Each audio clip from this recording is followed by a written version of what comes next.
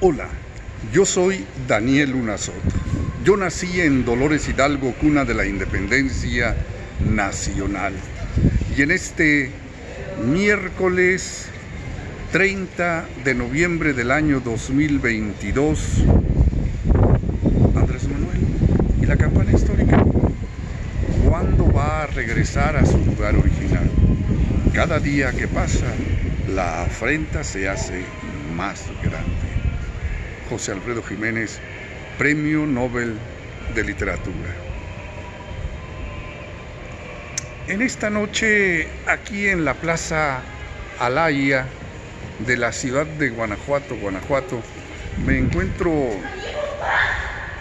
pensando, reflexionando, tratando de que mi mente, mi corazón acepten la idea, acepten el sentir.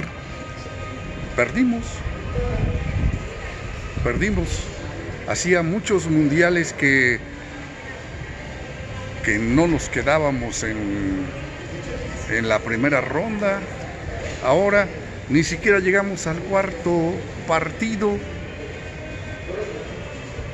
Hay mucho que decir sobre el fútbol mexicano.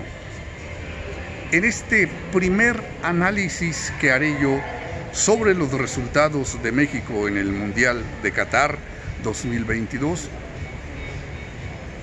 yo creo que son varios videos los que tengo que hacer. El primero es un análisis por encimita. ¿Por qué los mexicanos no tenemos una mentalidad triunfadora? Yo les decía muchas veces a mis alumnos que en esto del fútbol, pues pareciera ser que también hay clases sociales o mentalidades diferentes, dependiendo del país en el que vives, en el que asistes, en el que naces, tu historia, tu tradición, tu familia, tu escuela, lo que eres, todo forma parte del todo.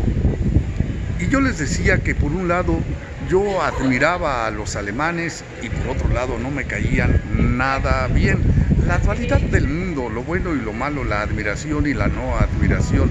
Y yo les decía porque los alemanes, a pesar de la historia que han tenido, a pesar de los pesares, por ejemplo, la Segunda Guerra Mundial es una afrenta terrible para los alemanes, una acción que internamente tienen que seguir analizando, tienen que tomar decisiones diariamente sobre ese acontecimiento. Sin embargo, tú ves a los jugadores alemanes y en cualquier lugar del mundo se paran, se creen los mejores, se sienten triunfadores, y los brasileños y los holandeses y los ingleses y los estadounidenses. Pero ahorita solo estoy utilizando el ejemplo de Alemania. En el caso de México, yo les decía a mis alumnos, utilizaba ejemplos para poder aclarar conceptos más amplios. Les decía que, por ejemplo, en el caso del equipo León, Luis Montes, que ahora ya es todo un veterano, tenía una manera de caminar y de correr como si fuera alemán.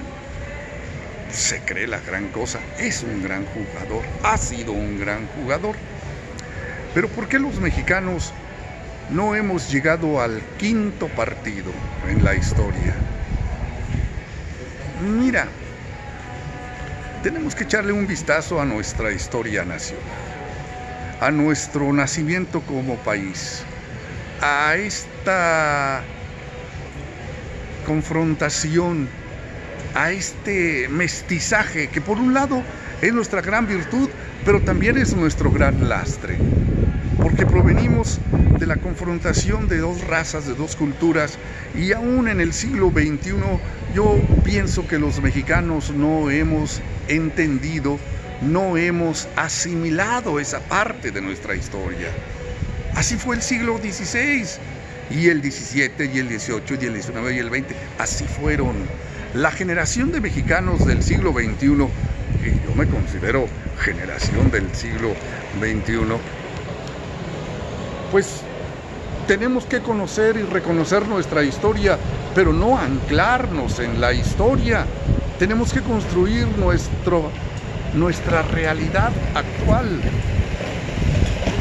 A veces pienso, porque veo el comportamiento de los mexicanos, que muchos todavía se sienten que están en la época de la conquista, o se sienten en la guerra de las leyes de reforma, o están viviendo en la época de la revolución, o están viviendo en la etapa de la expropiación petrolera.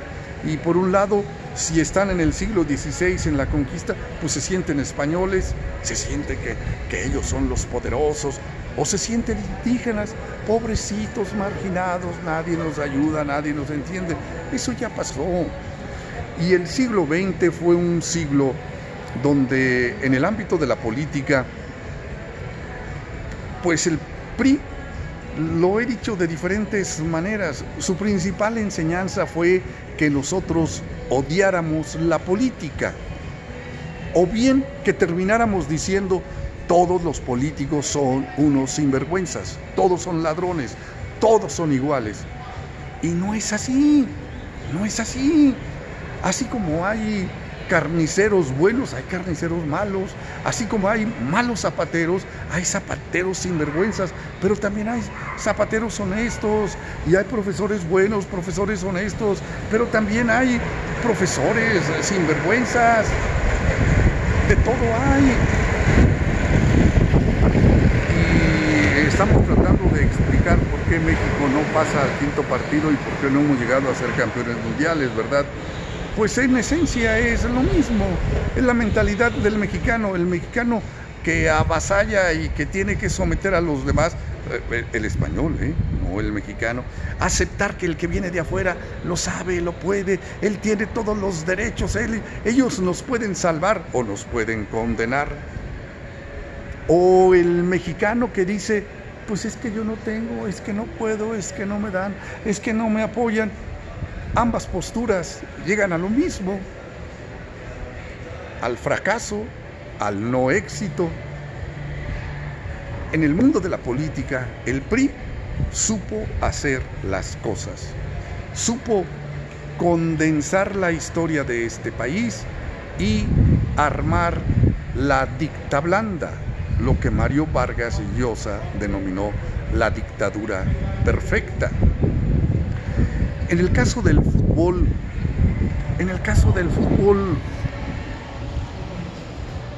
mira las televisoras. Hoy es un duopolio que está siendo, pues, que tiende a ser tripolio o cuatripolio, pero el gran monopolio de Televisa durante el siglo XX, y que después, a finales del siglo XX y principios del XXI, es el duopolio con TV Azteca, pero son iguales. Se están peleando Televisa y TV Azteca por ver quién tiene al equipo campeón, por quién es el que puede tener al equipo que sí logra los campeonatos. Y el siglo XX con Televisa, pues mira, yo no sé si sea cierto o no sea cierto, pero pues nos enseñaron que el América es el equipo que gana y si pierde arrebata, y lo dicen algunos americanistas. Nosotros, o lo decían en el siglo XX, somos los dueños del Estadio Azteca, nosotros ponemos a los árbitros, todos nuestros partidos son los que se transmiten por televisión. Se sentían los únicos. Bueno, hoy ya tiene también su equipo TV Azteca, por ejemplo, el Atlas, que ya fue bicampeón, o el grupo Pachuca, que ahora está en Fox Sport. Me parece que, así como en el mundo de la política, el PRI lo único que quería era obtener los beneficios, obtener recursos para quienes ocupaban las posiciones preeminentes, en el mundo de fútbol también quienes detentan el poder económico y las televisoras son agentes muy importantes, lo único que les ha interesado es el negocio.